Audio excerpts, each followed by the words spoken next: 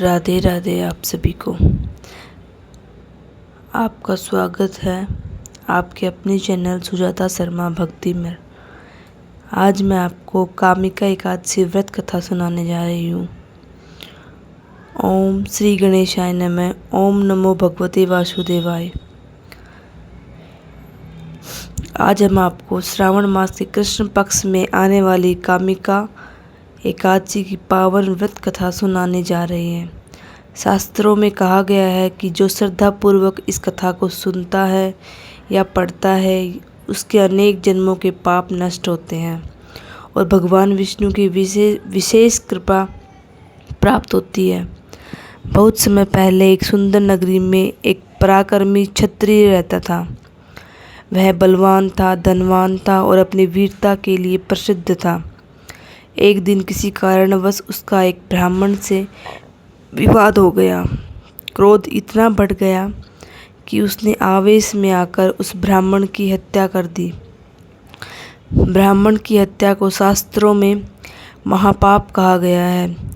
उस क्षत्रिय के इस कर्म से पूरे नगर में शोक फैल गया। जब वह अपने अपराध का प्रायश्चित करने के लिए ऋषियों और ब्राह्मणों के पास गया तो सभी ने कहा, तुमने ब्रह्म हत्या जैसा घोर पाप किया है। जब तक इसका प्रायश्चित नहीं करोगे तब तक तुम्हें शांति नहीं मिलेगी। वह अत्यंत दुखी होकर वन की ओर चला गया। जंगल में भटकते भटकते वह एक महान तपस्वी ऋषि के आश्रम में पहुंचा।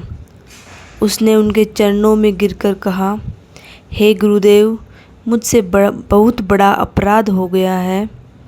कृपा करके मुझे ऐसा उपाय बताइए जिससे मेरे पापों का नाश हो जाए।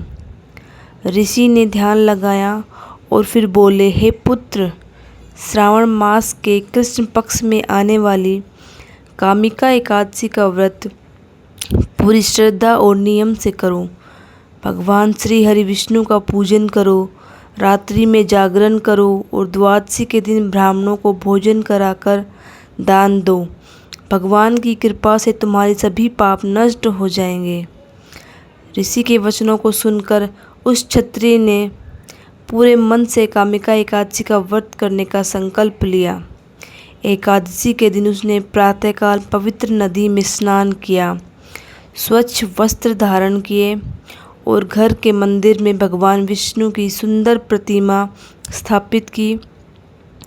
उसने पीले पुष्प, तुलसी दल, धूप, दीप और नैवेद्य अर्पित किए।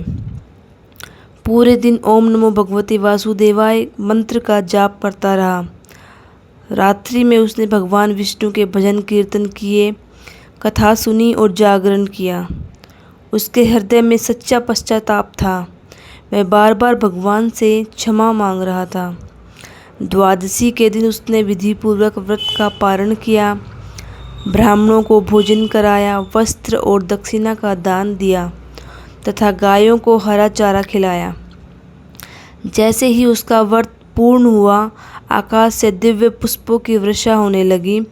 भगवान विष्णु के दूत प्रकट हुए और बोले, हे भक्त, तुम्हारे सच्चे पश्चाताप और कामिका एकादशी के व्रत के प्रभाव से तुम्हारे सभी पाप नष्ट हो गए हैं। भगवान श्री हरि तुमसे प्रसन्न है। यह सुनकर वह क्षत्रिय भाव विभोर हो गया और उसने जीवन भर धर्म और सत्य के मार्ग पर चलने का संकल्प लिया। मृत्यु के बाद उसने भगवान विष्णु के परम धाम वैकुंठ की प्राप्ति हुई। शास्त्रों में भगवान विष्णु ने धर्मराज युधिष्ठिर से कहा है कि कामिका एकादशी का व्रत करने से वही पुण्य प्राप्त होता है जो पवित्र तीर्थों में स्नान, अनेक यज्ञ और गोदान करने से मिलता है।